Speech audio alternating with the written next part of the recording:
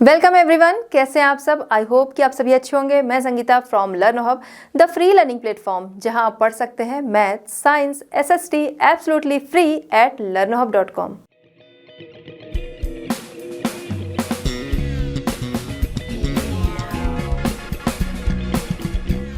बच्चों, आज हम डिस्कस करेंगे आईसीएसई क्लास 8। टॉपिक हमारा है द रिवॉल्ट ऑफ 1857।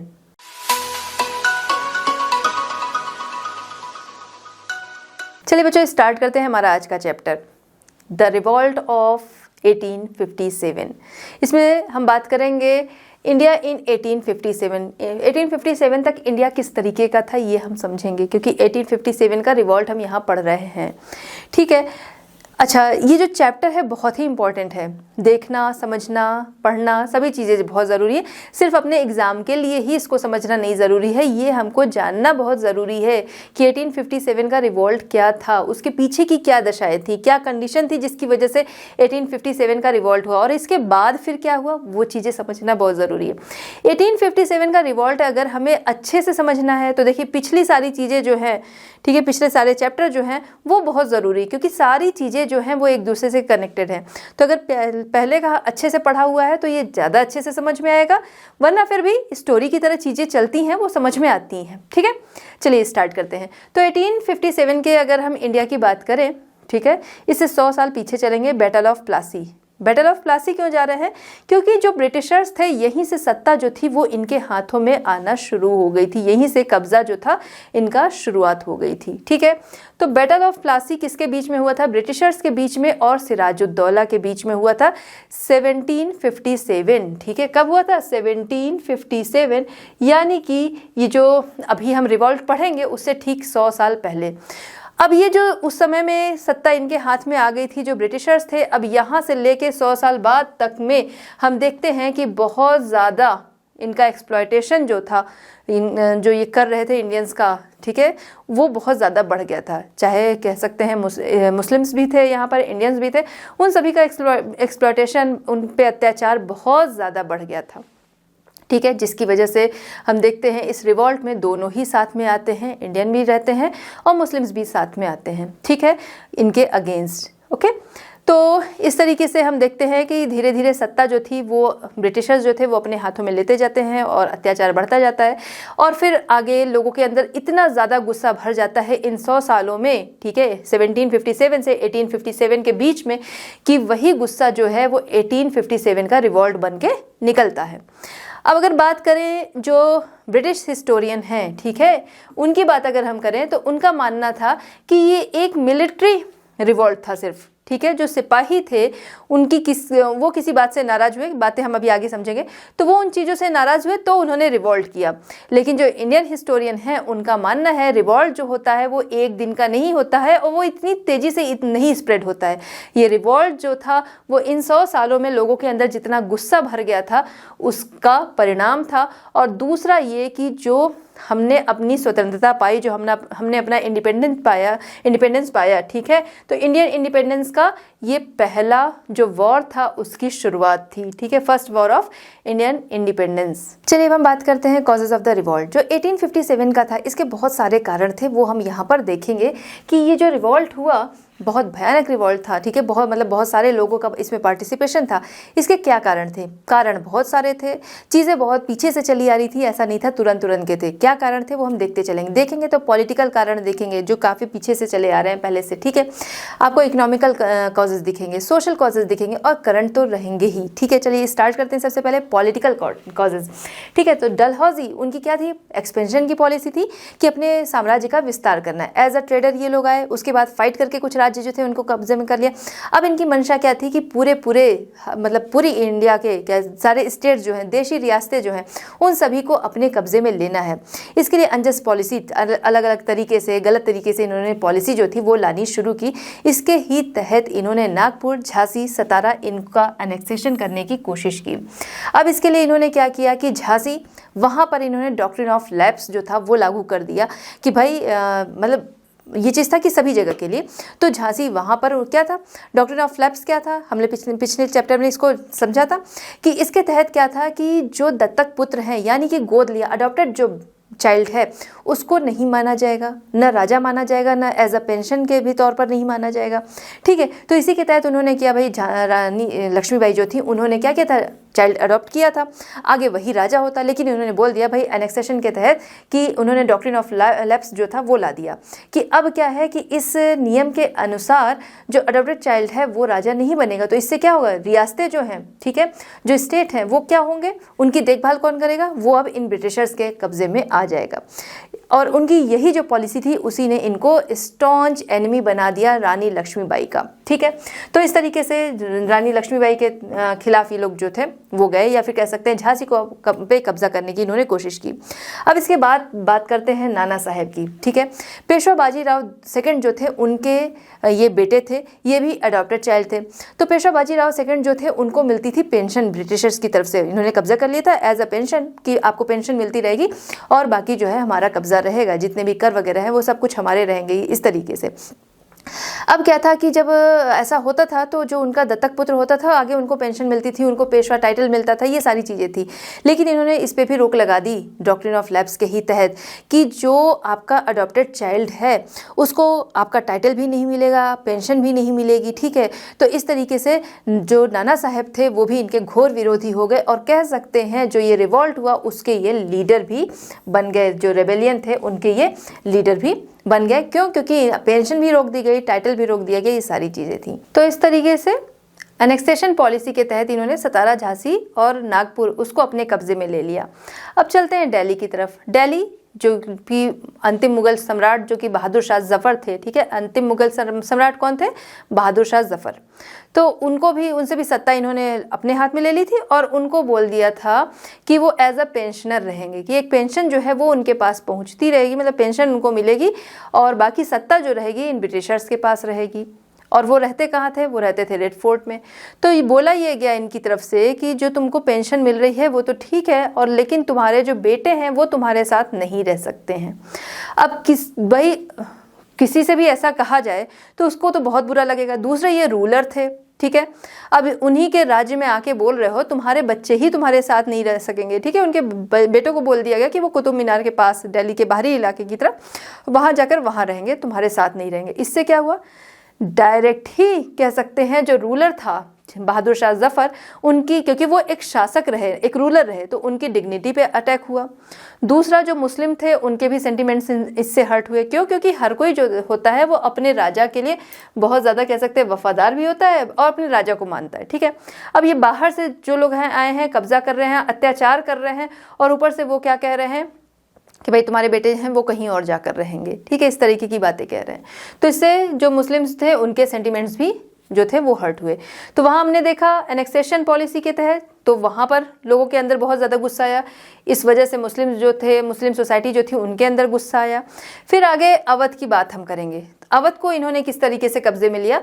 अवध को इन्होंने माल एडमिनिस्ट्रेशन के तहत कब्जे में लिया। इसको हम लोगों ने डिटेल में पिछले चैप्टर में पढ़ा है, पिछले से पिछले चैप्टर में इसको हम लोगों ने डिटेल में देखा है कि अवध जो था उस पे इन्होंने किस तरीके से कब्जा किया। वहाँ पर इन्होंने क्या किया? एक संधि की थी शुजाउद्दौला के साथ, जो अवध का नवाब उनको वहाँ पर बनाया इन्होंने, और फिर बोला कि एक जो ट्रूप्स है आप अपनी ट्रूप्स नहीं रख सकते हो, हमारी सेना जो है वो आपके यहाँ रहेगी, जो बाकी लोग हैं, जो बाहरी लोग जो हैं वो आपके ऊपर अटैक नहीं कर सकेंगे, हमारी सेना उसकी रक्षा करेगी, लेकिन हमारी सेना की जो सैलरी होगी वो आप दोगे। तो अवध के नवाब को बोला गया था कि आप अपनी सेना नहीं रख सकते हो। ठीक है, दूसरा कि जो रेवेन्यू आएगा वो हम लेंगे, जो सब्जेक्ट्स हैं, आपकी जो प्रजा है उसका ख्याल आप रखोगे। ठीक है, तो जब रेवेन्यू जो आ रहा है वो ब्रिटिशर्स ले रहे हैं, इनके पास कुछ है नहीं। हमारे साथ क्या होता है, हम लोग गवर्नमेंट को टैक्स जो है वो पे करते हैं, उसके बदले में गवर्नमेंट जो है वो पब्लिक वेलफेयर के बहुत सारे काम कराती है। वहाँ पर जो रेवेन्यू आ रहा था, टैक्स आ रहा था, वो तो ब्रिटिशर्स ले रहे थे। दूसरा जो अवध के नवाब थे उनको ये भी था भाई बाहर से कोई हमारे ऊपर अटैक नहीं कर सकता, अंदर बाहर कहीं से भी कोई अटैक नहीं कर सकता है। क्यों? क्योंकि ब्रिटिशर्स जो हैं वो हमें YZ सुरक्षा दे रखे हैं। ठीक है, तो इस तरीके से वो निश्चिंत हो गए, और इस वजह से जो एडमिनिस्ट्रेशन था उसमें बहुत सारी बुराइयां आती गई, और इसी को बेस बनाया ब्रिटिशर्स ने कि भाई यहाँ पर एडमिनिस्ट्रेशन जो है वो बहुत ज़्यादा बिगड़ गया है, तो तुम जो हो वो सत्ता ठीक से चला नहीं रहे हो, इसलिए इसको हमें दे दो। ठीक है, इस पे हमारा कब्जा होगा। और इस तरीके से अवध को उन्होंने कब्जे में कर लिया और जो अवध के नवाब थे वो तब तक उनके लॉयल बने रहे, तो इस वजह से उन्होंने उनको क्या किया, कलकत्ता भेज दिया। ठीक है, फिर आगे देखते हैं जो ब्रिटिशर्स थे, जैसे यहाँ पर ट्रीटी किया था उन्होंने अवध के नवाब के साथ, उसको अपने अकॉर्डिंग चेंज कर दिया। तो ये लोग अपनी ज़रूरत के अकॉर्डिंग क्या करते थे, जब चाहते थे, ट्रीटी देखिए साइन होती है तो वो क्या होती है, उसको दोनों को मानना पड़ता है हमेशा।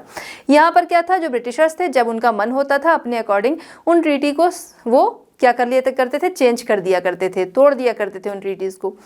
तो इसकी वजह से जो भी उनके अंडर में थे रूलर वगैरह, ठीक है, इंडियन रूलर्स वगैरह, तो वो फिर आगे फियर में रहने लगे कि भाई कब किसको आके कहाँ की ट्रीटी जो है वो चेंज कर दें, कब किस पे कब्जा कर लें। तो ये सारे कारण थे कि लोगों के अंदर एक डर भी था, साथ ही साथ विद्रोह की भावना, रिवॉल्ट की भावना जो थी वो लोगों के अंदर आने लगी। चलिए, तो अब हम देखते हैं इकोनॉमिक कॉजेज़। ठीक है, सबसे पहले तो बात करेंगे इकॉनमी जो होती है ये सभी के लिए बहुत इंपॉर्टेंस होती है। ठीक है, इसकी बहुत ज़्यादा इंपॉर्टेंस हर किसी के लिए होती है, वो चाहे कोई राजा है और चाहे एक बहुत ही सिंपल इंसान है। यहाँ तक कि कहें एक छोटे बच्चे के लिए भी बहुत ज़रूरी होती है। क्यों? क्योंकि भाई उसका पालन पोषण करना है, उसकी एजुकेशन है, उसकी हेल्थ है, हर चीज़ का जो उसके पेरेंट्स हैं वो ध्यान रखेंगे। तो ये बहुत इंपॉर्टेंट चीज़ है। जब ब्रिटिशर्स यहाँ आए तो जब जैसे जैसे सत्ता इनके हाथों में आने लगी वैसे वैसे ये इन लोगों ने क्या किया, यहाँ का इकॉनमी सिस्टम जो था, ट्रेडिशनल इकॉनमी स्ट्रक्चर जो था उसको पूरी तरह से चेंज कर दिया। देखिए, रेवेन्यू कलेक्शन तो पहले भी होता था और देखा जाए तो लैंड से ही जो पेजेंट थे वही सबसे ज़्यादा रेवेन्यू दिया करते थे। लेकिन जब ये ब्रिटिशर्स आए इन्होंने जो रेवेन्यू सिस्टम था उसको पूरी तरह से चेंज कर दिया। पिछले चैप्टर में हम लोगों ने डिस्कस किया है कि ज़मींदार जो थे उनको रखा, फिर महालवाड़ी सिस्टम लाया, रैयतवाड़ी सिस्टम लाया। ठीक है, ये सारे सिस्टम जो थे वो हम लोगों ने डिस्कस किए थे वहाँ पर। ठीक है, तो लैंड रेवेन्यू सिस्टम जो था वो इन्होंने क्या किया, चेंज कर दिया कि ज़मींदार जो थे वो ये अपॉइंट करने लगे। अब ये ज़मींदार जाता था, जो पेजेंट होते थे उनकी कंडीशन नहीं देखता था और मार पीट के जैसे भी उनको जो रेवेन्यू नहीं दे पा रहा है तो उनकी पिटाई भी की जाती थी, उन पे बहुत ज़्यादा अत्याचार किया जाता था और फिर उनसे रेवेन्यू कलेक्ट किया जाता था। अब जो किसान थे तो वो क्या करेंगे, भाई इस तरीके से उनके ऊपर अत्याचार किया जा रहा है तो कहीं ना कहीं से वो भी जुगाड़ करते थे। जुगाड़ कहाँ से करेंगे रेवेन्यू जो है वो चुकाने के लिए? मनी लेंडर्स होते थे, उनके पास जाते थे। अब ऐसे में क्या होता था, नहीं चुका रहे हैं तो ज़मींदार उनकी पिटाई करता था और दूसरी तरफ मनी लेंडर्स जो थे अगर उनका अब नहीं चुका पा रहे हैं तो वो भी पिटाई करते थे और इनकी लैंड भी चली जाया करती थी। तो इस वजह से ये जो एक ग्रुप था पूरा, इनके अंदर भी बहुत ज़्यादा गुस्सा आ गया और इस तरीके से फार्मर्स जो थे भाई उनका प्रॉफिट नहीं हो रहा है।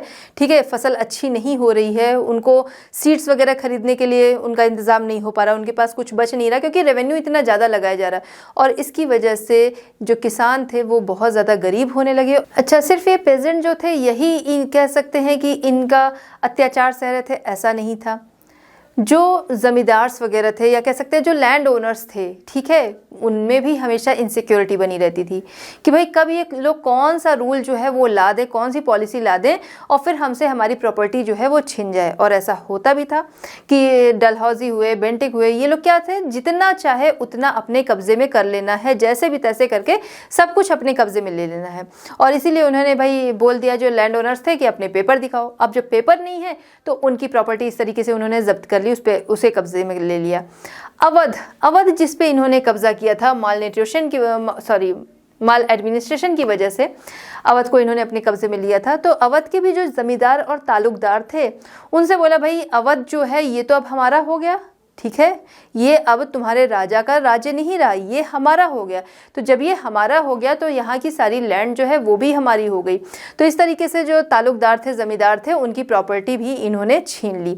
तो इसकी वजह से हमने देखा ये ग्रुप भी जो था वो इन लोगों से बहुत ज़्यादा नाराज़ हुआ, इनके अंदर भी बहुत ज़्यादा गुस्सा और विद्रोह की भावना, विद्रोह वाली फीलिंग, रेबल वाली फीलिंग जो थी वो आई। अब जो ये ब्रिटिशर्स थे जो यहाँ पे ट्रेड के लिए आए थे और जैसे जैसे सत्ता इनके हाथों में आने लगी और हर फील्ड में इन्होंने अपने अकॉर्डिंग चीज़ें जो थी वो चेंज करनी शुरू कर दी और इस तरीके से इंडियन ट्रेड जो था वो पूरी तरह से ख़त्म होने लगा। कह सकते हैं कि जो इंडिया का हैंडीक्राफ्ट था जिसकी की बहुत ज़्यादा डिमांड हर जगह रहती थी उसको इन्होंने पूरी तरह से बर्बाद कर दिया। ये पूरी तरह से लॉयल थे अपनी कंट्री के लिए, तो अपनी कंट्री की इंडस्ट्रीज़ जो थी वो ज़्यादा फ्लरिश हो उसके लिए इन्होंने काम किया और और यहाँ पर जो सत्ता ये अपने हाथों में लेते जा रहे थे, तो भाई यहाँ के वेलफेयर के भी काम करना था, यहाँ के ट्रेड को बढ़ाने के लिए काम करना था, बट यहाँ के लिए इन्होंने कुछ नहीं किया। वो पूरी तरह से लॉयल रहे अपने यहाँ के लिए। तो उसकी वजह से यहाँ का ट्रेड एंड इंडस्ट्रीज जो थी वो खराब होने लगी। ठीक है, जैसे कि रॉ मटेरियल यहाँ से जाता था, वहाँ से रेडीमेड चीज़ें आ जाती थी, तो उसकी ही डिमांड यहाँ पर बढ़ने लगी। ठीक है, और यहाँ की चीज़ें जो बाहर जाया करती थी, अब वो चीज़ें उन पर रोक लग गई। तो इसकी वजह से यहाँ की इंडस्ट्रीज जो थी वो पूरी तरह से ख़त्म होने लगी। इसके अलावा जो इन्होंने एनेक्सेशन किया, जो इन्होंने कब्जा किया जिन स्टेट्स पर, उससे क्या हुआ, उससे बहुत ज़्यादा अनएम्प्लॉयमेंट जो था वो रेडी हो गया। ठीक है, बहुत सारे बेरोज़गार लोग जो थे वो हो गए, मतलब बहुत सारे लोग जो थे वो बेरोज़गार हो गए, अनएम्प्लॉयड हो गए।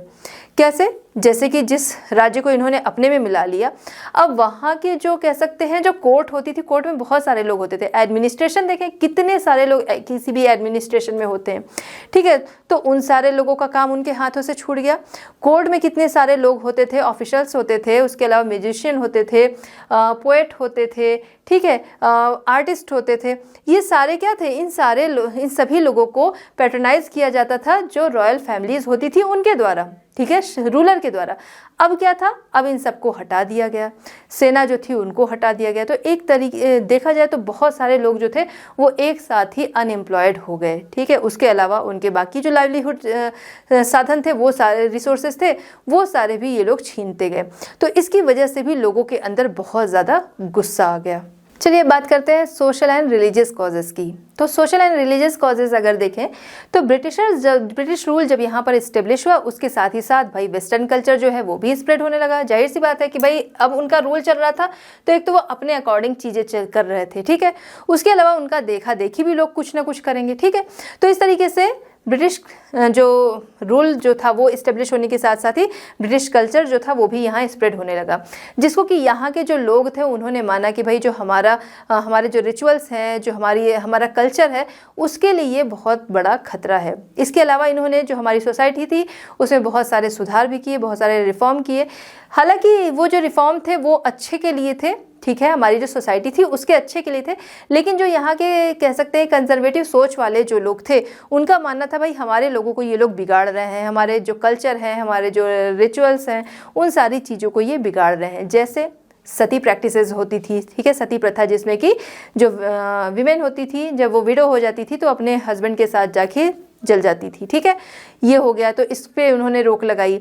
इसके अलावा विमेन इन्फेंटिसाइड, जैसे कि कन्या भ्रूण हत्या, ठीक है, बच्चे जो गर्ल चाइल्ड जो होता था, ठीक है, तो उसको लोग मरवा दिया करते थे, तो उस पर इन्होंने रोक लगाई। विडो रीमैरिज एक्ट इन्होंने लाया कि भाई जो विडो हो गई वो दोबारा से मैरिज कर सकती है, यहाँ पर रोक थी।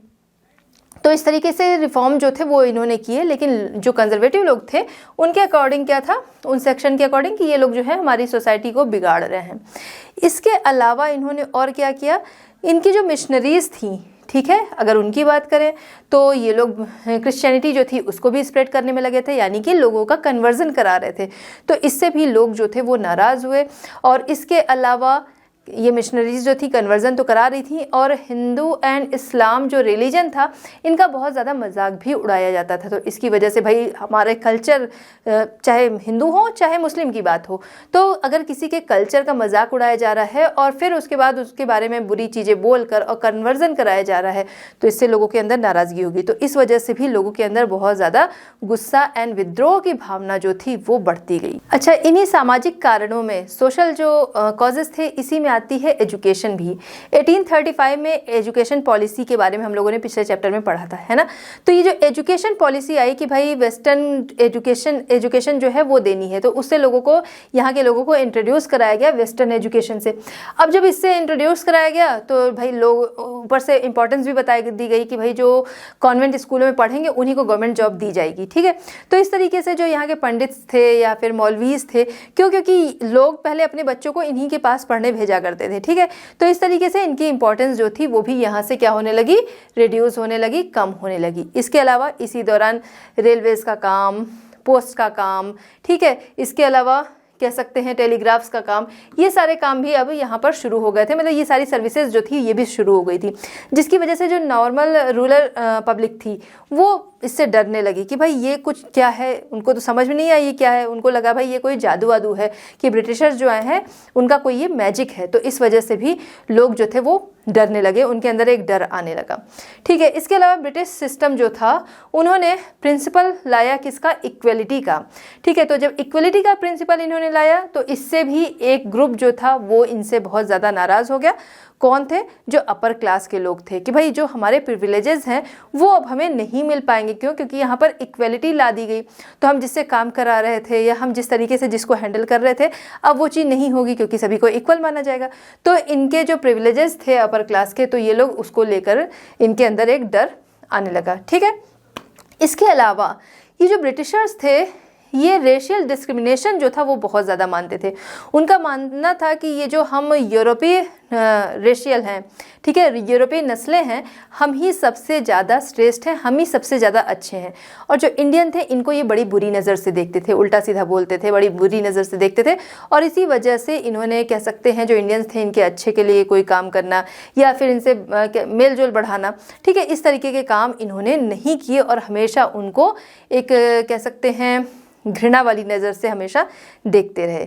चलिए बात करते हैं मिलिट्री कॉजेज़ की। तो मिलिट्री कॉजेज़ देखें तो 1857 का जो रिवॉल्ट था, ठीक है, तो इस रिवॉल्ट की शुरुआत कहाँ से हुई थी, कंपनी की आर्मी में जो सिपाही थे उन्हीं के विद्रोह के द्वारा।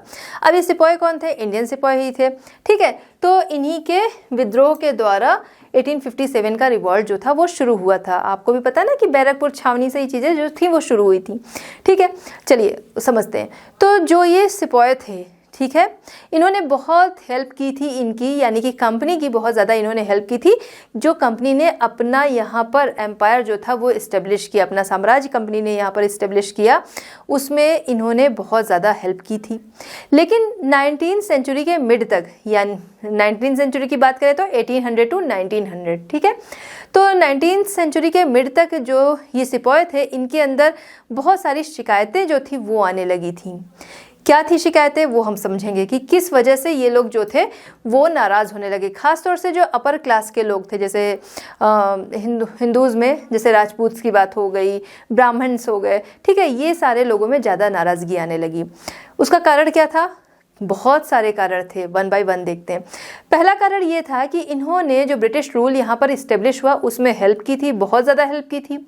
ठीक है, अब हेल्प के बदले इनको लगा था भाई इन्हें रिवॉर्ड मिलेगा, इन्हें प्रमोशन मिलेगा, बट ना तो इन्हें कंपनी की तरफ से कोई रिवॉर्ड मिला, ना कोई प्रमोशन मिला और ना ही कोई एप्रिसिएशन मिला, जिसकी वजह से इनके अंदर बहुत ज़्यादा गुस्सा आ गया। अच्छा, जो इंडियन सोल्जर थे वो कितने भी लॉयल रहे हों, कितनी भी डेडिकेटेड रहे हों, लेकिन फिर भी उनकी रैंक जो थी वो सूबेदार से ऊपर नहीं हो सकी। वहीं दूसरी तरफ ब्रिटिश सोल्जर, वो चाहे उतने योग्य हैं नहीं हैं, लेकिन फिर भी उनको रैंक जो थी वो आगे की मिलती जा रही थी।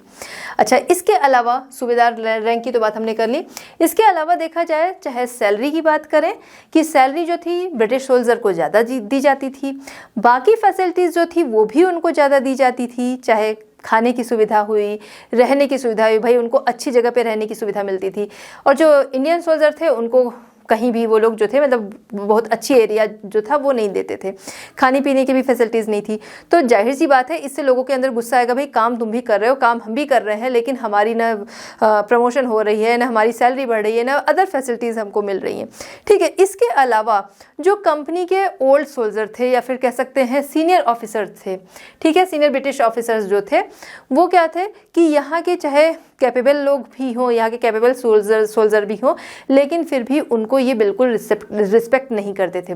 यहाँ तक कि ये इस कंडीशन में थे कि वो मतलब कुछ भी करने लायक नहीं थे, इतने बूढ़े हो चुके थे, लेकिन फिर भी यहाँ के लोगों की वो बिल्कुल भी रिस्पेक्ट नहीं करते थे।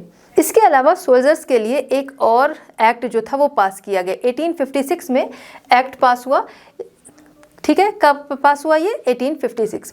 इस एक्ट के तहत जो नए रिक्रूटर्स हैं, ठीक है, जो नई भर्तियां हुई हैं, उनको जब ज़रूरत पड़ेगी तो विदेश भी भेजा जा सकता है। ठीक है, तो मतलब ये है कि अगर आप आपकी रिक्रूटमेंट यहाँ पर हुई है हमारी आर्मी में हमारे सोल्जर के रूप में, तो आप जो है जब हम वहाँ भेजेंगे तो आपको जाना ही पड़ेगा। तो ये भी क्या था, ये जो इंडियंस थे उनका ऐसा मानना था कि भाई आप जो हैं वो अगर दूसरी कंट्री में जाते हैं, ठीक है, आप समुद्र पार करते हैं या आप दूसरी कंट्री में जाते हैं, तो एक तरीके से आपका जो रिलीजन है, आपका जो कल्चर है, उससे आप उसकी जो पॉलिसीज़ हैं या उसके जो नियम हैं उससे आप बाहर जा रहे हैं। ठीक है, तो ये भी एक तरीके से क्या था, इंडियन कल्चर पे अटैक था। ठीक है, इसके अलावा अवध के जो नवाब थे, ठीक है, जब उन पे कब्जा, अवध जो था उस पर कब्जा कर लिया गया, तो नवाब की जो आर्मी थी, बहुत सारे लोग जो थे उनका लाइवलीहुड छिन गया। ठीक है, तो इससे उनके अंदर बहुत ज़्यादा गुस्सा आया। इसके अलावा कंपैरेटिवली अगर देखा जाए, ठीक है, जो इनके नंबर्स थे, किसके, इंडियन सोल्जर्स जितने नंबर में थे, और वहीं दूसरी तरफ ब्रिटिश सोल्जर्स की संख्या अगर देखी जाए तो 1856 की अगर बात की जाए तो इंडियन सोल्जर्स उनसे 5 गुना ज़्यादा थे। तो जो इनका बड़ा नंबर था कि भाई उनसे, जो ब्रिटिश सोल्जर्स हैं उनसे तो हमारा नंबर बहुत ज़्यादा है, तो इसने भी इनको एक हिम्मत दी कि ये जो इतने अत्याचारी हो गए हैं इनके खिलाफ ये विद्रोह कर सकते हैं। तो इसलिए इनको यहाँ से इंकरेजमेंट मिला इस नंबर्स के बल पे कि ये आगे रिवॉल्ट कर सकें। चलिए अब देखते हैं 1857 का जो रिवॉल्ट था उसके इमीडिएट कॉजेज। ठीक है, तुरंत का क्या कारण था। देखिए, लोगों के अंदर बहुत ज़्यादा गुस्सा था, वो गुस्सा बिल्कुल कह सकते हैं ना कि कहते हैं गुस्से से उबल रहे थे। तो लोगों की कंडीशन वही थी कि स्पार्क की ज़रूरत थी। अब वो स्पार्क कहाँ से मिला वो समझेंगे। जैसे मान लीजिए आप किसी से बहुत ज़्यादा गुस्सा हो, ठीक है, तो आपको लग रहा है बस नेक्स्ट टाइम ये मिले तो मैं पीट ही दूँ। नेक्स्ट टाइम वो पर्सन मिला लेकिन आपके बगल से वो चुपचाप चला गया, तो आप ऐसे तो नहीं पीट दोगे। फिर वो नेक्स्ट टाइम मिला, चुपचाप चला गया। फिर किसी दिन आपका पेन रखा है, उसने क्या किया, बस पेन ऐसे उठा लिया। वो पेन उठाना ही आपके लिए स्पार्क का काम किया और आपने खींच के मारा कि भाई मैं तुमसे नहीं बोल रहा हूँ, तुमने मेरा पेन क्यों उठाया। ठीक है, ऐसा होता है। तो वहाँ पर क्या था कि ये जो पेन उठाना बहुत बड़ा कारण नहीं था, लेकिन ये क्या था, ये एक स्पार्क का काम किया जिसका कि आप वेट कर रहे थे। वैसे यहाँ पर लोग बहुत ज़्यादा नाराज़ हो रहे थे, बहुत ज़्यादा लोगों के अंदर गुस्सा था। हालांकि ये स्पार्क जो थी वो आपके पेन उठाने जैसा नहीं, ये स्पार्क बहुत बड़ा था। तो ये स्पार्क इनको मिला ग्रीज्ड कार्ट्रिज से। ठीक है, ग्रीज्ड कार्ट्रिज क्या था ये भी समझते हैं। तो ग्रीज्ड कार्ट्रिज जो राइफ़ल यहाँ पर चलाई जाती थी, ठीक है, ब्रिटिश गवर्नमेंट के द्वारा राइफ़ल दी गई थी यहाँ के जो सोल्जर्स थे उनको यूज़ करने के लिए। ठीक है, इनमें इनफील्ड नाम की राइफ़ल थी जो नई आई थी। इसमें जो कार्ट्रिज होती थी, ठीक है, उस पर एक पेपर कवर लगा होता था। ठीक है, ग्रीज्ड पेपर कवर होता था, उसको मुंह से खींचना होता था और उसके बाद ये राइफल चलाई जाती थी। चलाने से पहले उसको खींचना होता था दांतों से। अब क्या था, अचानक से रूमर्स जो था वो फैला जनवरी 1857 को। ठीक है, कहाँ पर वो फैला, कैलकाटा में दमदम कैंटोनमेंट थी वहाँ पर फैला। अफवाह ये फैली कि भाई ये जो कार्ट्रिज हम लोग यूज़ कर रहे हैं, जिसको हम लोग दांतों से खींचते हैं, इसका पेपर कवर जो है वो ग्रीज्ड है। किससे, पिग फैट से। अब जब ये पिग फैट मतलब एनिमल फैट से ये ग्रीज्ड है, वो एनिमल फैट यानी कि माना गया कि ये पिग फैट और काउ फैट है। ठीक है, तो हिंदू एंड मुस्लिम दोनों के लिए चीज़ बहुत गलत थी। जो मुस्लिम थे वो पिग नहीं यूज़ करते थे और जो हिंदूज़ थे वो पिग और जो काऊ है दोनों ही चीज़ उनके लिए बिल्कुल मना थी।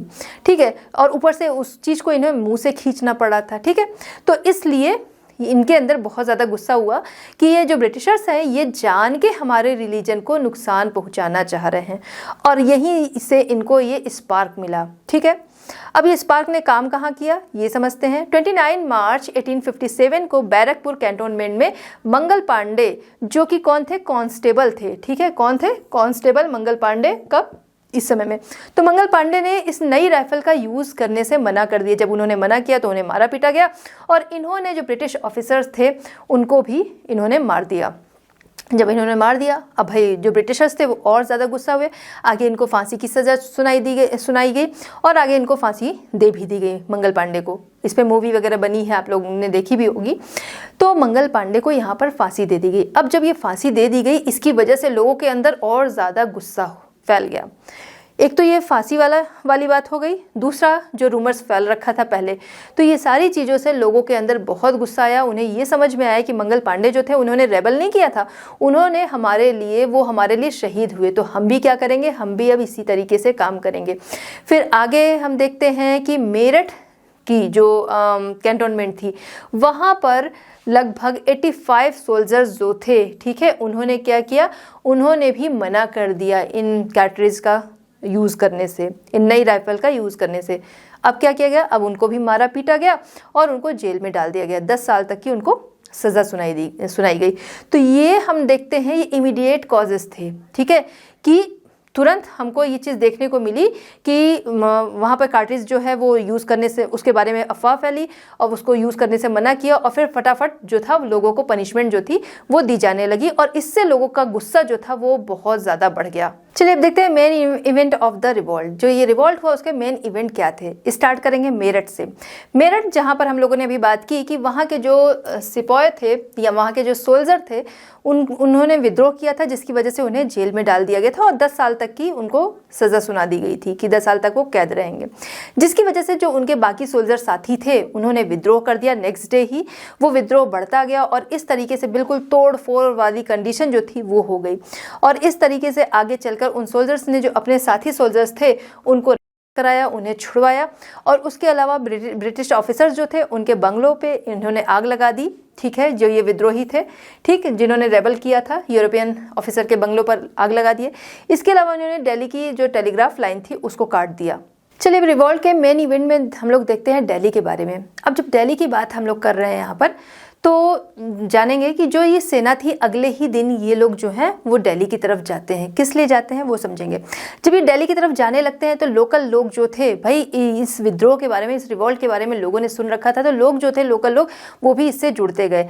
और फिर तभी बहादुर शाह जफ़र जो कि दिल्ली के पहले रूलर थे, अब इस समय में सत्ता उनके हाथों से ले ली गई थी एज अ पेंशनर, वो रेड फोर्ट में रह रहे थे। ठीक है, तो बहादुर शाह जफ़र के पास भी पता चलता है कि भाई लोगों ने विद्रोह किया है और वो अब यहाँ आ रहे हैं इधर की तरफ। बहादुर शाह जफ़र जो हैं वो डर जाते हैं और पूरे अपने महल को वो बाकायदा बंद करवाने लगते हैं। लेकिन फिर भी किसी तरीके से बचते बचाते ये जो जिन्होंने विद्रोह किया था, जो इनसे मिलने आ रहे थे, ये लोग अंदर आ जाते हैं। जब ये अंदर आ गए तो बहादुर शाह जफ़र से इन्होंने बोला कि हमें बस आपसे बात करनी है। बहादुर शाह जफ़र ने फिर इनकी बात सुनी। इन्होंने बोला कि आप जो हैं वो इस विद्रोह में हम जो आगे विद्रोह कर रहे हैं, आप इसमें हमारा साथ दीजिए, आप इसमें हमारी लीडरशिप करिए। बहादुर शाह जफ़र ने बोला, भाई मैं तो बहुत बूढ़ा हो गया हूँ और मैं खुद ही एज अ पेंशनर हूँ, मैं इनका विद्रोह नहीं कर पा रहा हूँ, तो आपकी लीडरशिप क्या करूँगा।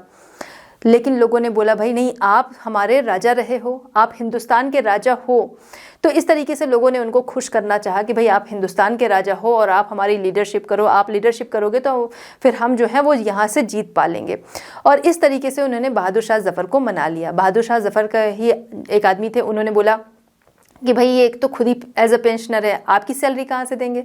तो उन्होंने बोला, नहीं, हमको सिर्फ और सिर्फ बहादुर शाह जफ़र यानी कि हमारे जो रूलर हैं इनकी लीडरशिप चाहिए और कुछ नहीं चाहिए। और इस तरीके से बहादुर शाह जफ़र जो थे वो रेडी हो गए और इस तरह से एम्परर ऑफ इंडिया, ठीक है, ये डिक्लेयर कर दिया गया किसको, बहादुर शाह जफ़र को। अब लोग जो थे बड़े खुश हुए और लोगों में एक ये भी रूमर्स जो था वो फैल गया कि भाई बहादुर शाह जफ़र जो हैं वो इंडिया के एम्परर बन गए हैं, सम्राट बन गए हैं और हम लोग को आज़ादी मिल गई है। ये यूरोपियन सरकार जो है, गवर्नमेंट जो है, इससे हमें आज़ादी मिल गई है। तो लोग जो थे वो खुशी भी मनाने लगे और बाकायदा तोपें जो थी वो जगह जगह पर चलने लगी। ठीक है, इस तरीके से लोगों ने खुशी अपनी मनाई और ज़्यादा से ज़्यादा लोग जो थे वो इससे जुड़ते गए, इस रिवॉल्ट से।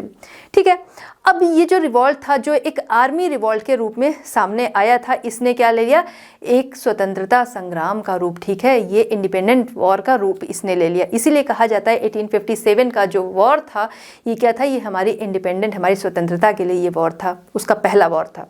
ठीक है, तो यहाँ से ये चीज़ें जो थी शुरू हो जाती हैं, लोग जो हैं ज़्यादा से ज़्यादा लोग इससे जुड़ते जाते हैं और इस तरीके से जो प्रोविंसेस होती थी, पहले क्या था, जो रूलर होते थे वो जगह जगह पे प्रोविंसेस बनी थी और अलग अलग गवर्नर्स जो थे वो उसको देखा करते थे। उनके भी हाथ से जो ब्रिटिशर्स थे इन्होंने सत्ता ले ली थी, तो वो जो प्रोविंसेस के मालिक थे वो लोग भी अपने आप को समझने लगे कि भाई अब जो सम्राट है वो वापस आ गए हैं और हमारी प्रोविंसेस जो हैं वो हमको मिल सकेंगी। तो इस तरीके से लोग जो थे वो क्या करने लगे, वो खुशी मनाने लगे।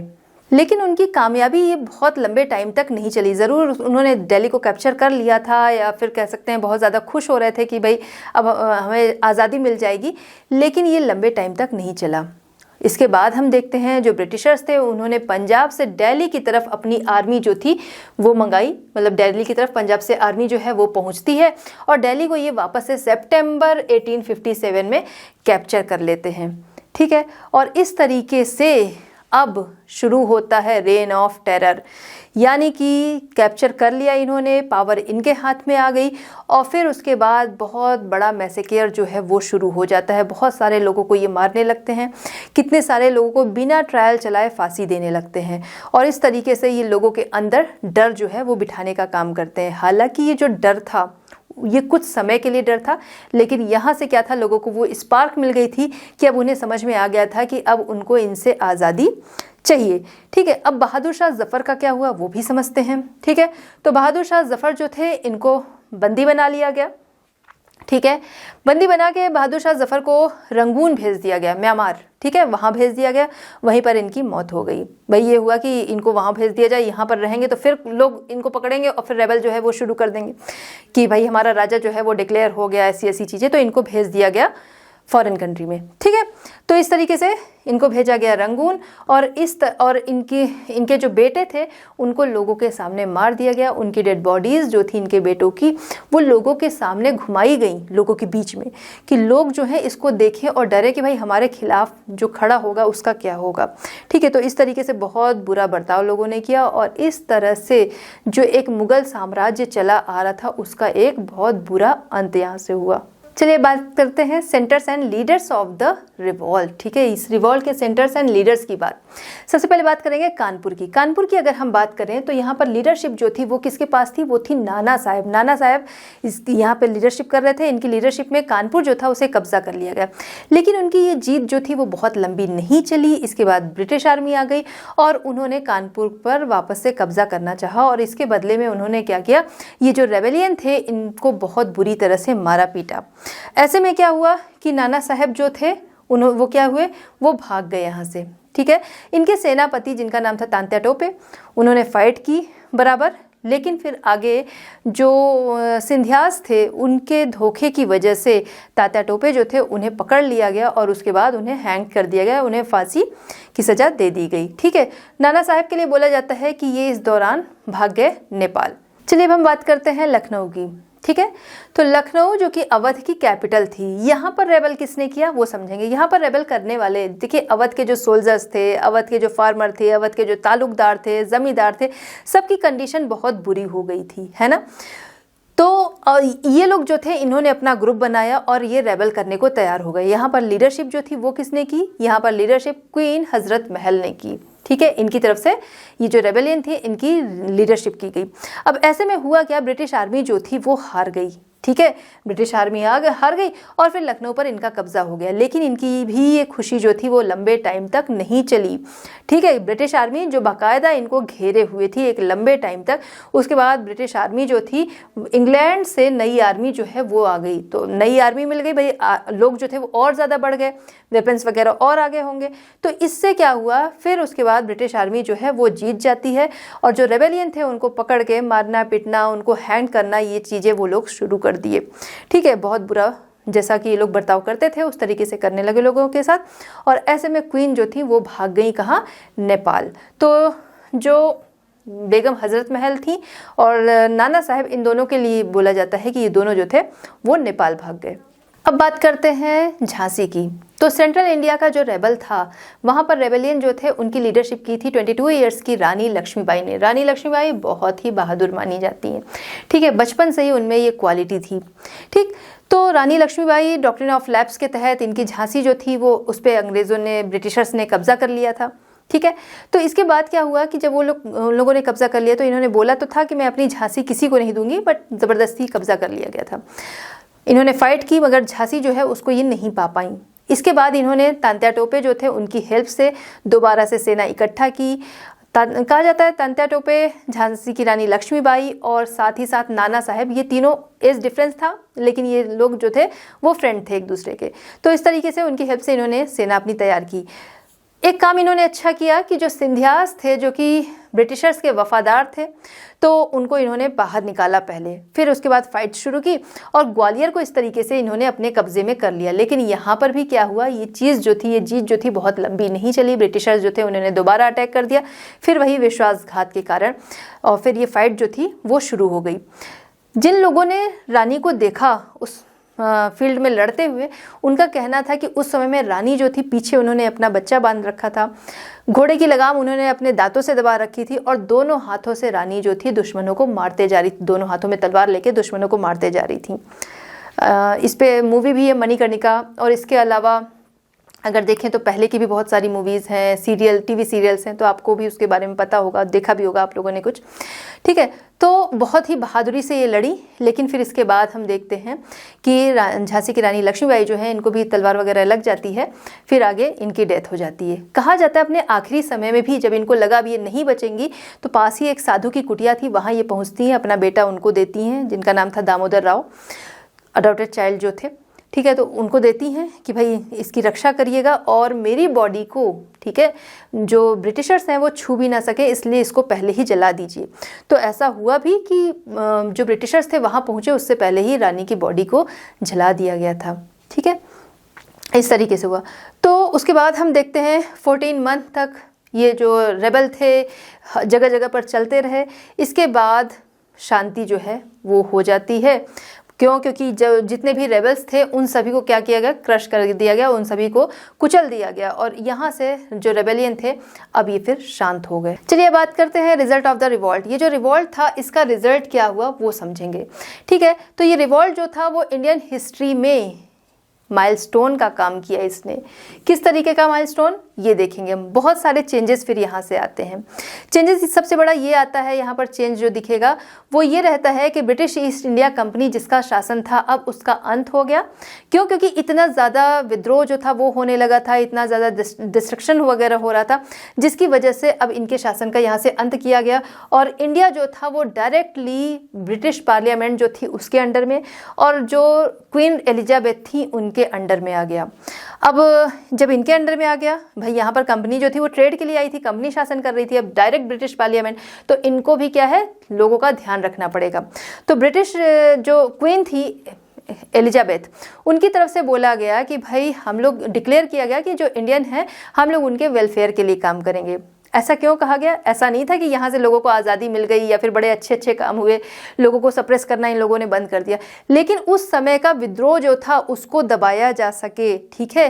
तो इसलिए यहाँ से ये डिक्लेयर किया गया, प्रॉमिस किया गया कि हम लोग जो हैं वो लोगों के वेलफेयर के लिए काम करेंगे। अब इस रिवॉल्ट का जो रिजल्ट रहा उसमें रानी ने क्या किया कि जो क्वीन एलिजाबेथ थी उन्होंने क्या किया, डिक्लेयर किया कि भाई हम लोग जो हैं वो लोगों के वेलफेयर के लिए काम करेंगे।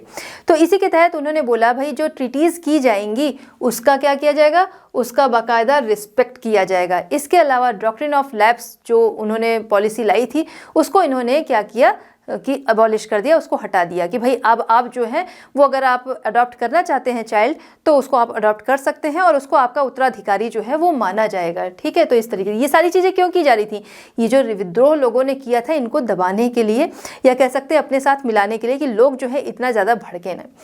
नेक्स्ट इन्होंने क्या किया कि जो रेबल जिन्होंने किया था, जिन्होंने जो ब्रिटिश ऑफिसर्स जो थे उन्हें मार दिया था, फिर उनको सज़ा सुना दी गई थी, कैद कर दिया गया था, उन सभी को छोड़ दिया गया यहाँ से, ठीक है। इसके अलावा क्या था भाई, जिन्होंने अटैक किया था उनको छोड़ा गया, लेकिन जिन्होंने मार दिया था, ठीक है, उनको नहीं छोड़ा गया था यहाँ पर। उसके अलावा क्या किया गया, ब्रिटिश गवर्नमेंट जो थी उन्होंने बोला कि भाई जो इंडियन के रिलीजियस सोशल जो भी मैटर हैं उनमें हम लोग इंटरफेयर नहीं करेंगे, ठीक है। क्यों? क्योंकि यही सारे तो कारण थे, तो ये सारी चीज़ों में उन्होंने सोचा भाई इनको सुलझाना है, तो इस तरीके की डिक्लेयर जो थे वो करने लगी डिक्लेरेशन। इसके अलावा उन्होंने बोला कि इंडियन जो हैं अब उनको राइट्स दिए जाएंगे कि वो एडमिनिस्ट्रेशन को ज्वाइन कर सकते हैं, यानी कि अब जो अपर पोस्ट होंगी वहाँ पर क्या होगा, इंडियंस जो हैं वो भी रिक्रूट किए जा सकेंगे, लेकिन ये रिक्रूटमेंट जो होगी वो कास्ट के बेस पर ना होकर लोगों की योग्यता के आधार पर होगी, ठीक है। तो इस तरीके से उन्होंने लोगों के सामने घोषणा की। इसके अलावा उन्होंने क्या किया, अब ये विद्रोह जो था इन्होंने उन लोगों को डरा भी दिया था, ये पता था कि आगे फिर ये विद्रोह हो सकता है, तो इसलिए उन्होंने ये भी किया कि अगर फिर से कभी विद्रोह हो तो इसके लिए उन्होंने क्या किया, अपने तोप जो थे, तोप खाने वगैरह उसकी संख्या बढ़ा दी गई, जो ब्रिटिश ट्रूप्स थी उनकी संख्या बढ़ा दी गई कि भाई ये लोग बहुत ज़्यादा रहेंगे तो जब भी रेबल होगा तो उसको ये सप्रेस कर सकेंगे। अब बात करते हैं nature of revolt. Nature of revolt, इसमें सबसे पहले जो ब्रिटिश हिस्टोरियन है उनका वे देखेंगे। उनका कहना था, जो ब्रिटिश हिस्टोरियन थे, कि ये जो रेबेलियन थे, ये जो रेबल हुआ, ये एक आर्मी रिवॉल्ट था या फिर आर्मी रेबल था, ठीक है, मिलिट्री रेबल था। लेकिन इंडियन हिस्टोरियन जो हैं उनकी बात अगर हम लोग देखें तो उनका कहना था ये कोई मिलिट्री रेबल नहीं था, ये बहुत पुराने टाइम से बहुत अलग अलग चीज़ों को लेकर लोगों के अंदर बहुत ज़्यादा गुस्सा भरा था, ये उसी का रिजल्ट था। बस वही जो स्पार्क मिला और वहाँ से ये रिवॉल्ट जो था वो शुरू हुआ, तो इसलिए उसको नाम आप दे रहे हैं मिलिट्री रिवॉल्ट, बट ये जो है वो मिलिट्री रिवॉल्ट नहीं था, ठीक है। लोगों के अंदर भाई देखा जाए तो लोगों की इकॉनमी जो थी वो छिन गई, वो बर्बाद हो रही थी, लोगों इंडस्ट्रीज जो थी वो, लोगों के काम छिन गए थे, लोगों के रिलीजन को परेशान किया जा रहा था, ठीक है, उनके रिचुअल्स को परेशान किया जा रहा था, हर तरीके से उनका घर छिन गया, हर एक चीज़ें छिन गई थी, ठीक है। तो ये उसका परिणाम था, ठीक है। उनका कहना था, जो हिस्टोरियन थे उनका कहना था कि जो ये जिन लोगों ने रेबल किया, इनके कारण जरूर अलग अलग हो सकते हैं कि कोई इकोनॉमी को लेके, कोई रिलीजन को लेके, अलग अलग चीज़ों को लेके हुआ, लेकिन सबका गोल एक ही था। गोल क्या था? ब्रिटिशर्स को भगाना। और इसमें सभी लोग साथ में आए, क्योंकि सभी पीड़ित थे। और यहाँ तक कि ये भी कहा जाता है कि लखनऊ के जो बोटमैन थे उन्होंने, वो भी इतने नाराज़ थे कि भाई तुम लोगों ने इतना अत्याचार किया है। तो जो ये ब्रिटिशर्स थे, जब उन्होंने कभी उनसे रिवर पार कराने की बात कही तो वहाँ पर उन्होंने साफ मना कर दिया कि भाई तुम ब्रिटिशर्स को हम बोट से रिवर जो है वो पार नहीं कराएंगे। इस युद्ध में हिंदू मुस्लिम की जो यूनिटी की फीलिंग थी वो स्ट्रांग हुई। सभी लोग जो है वो इसमें एक साथ आए, सभी ने इसमें पार्टिसिपेट किया। इस रेबल में कह सकते हैं कंधे से कंधा मिलाकर लोगों ने यहाँ पर विद्रोह किया साथ में ब्रिटिशर्स के अगेंस्ट। इस युद्ध में लगभग 1,50,000 के करीब लोग जो थे वो मारे गए, जिनमें 1 लाख कहा जाता है सिर्फ सिविलियन थे।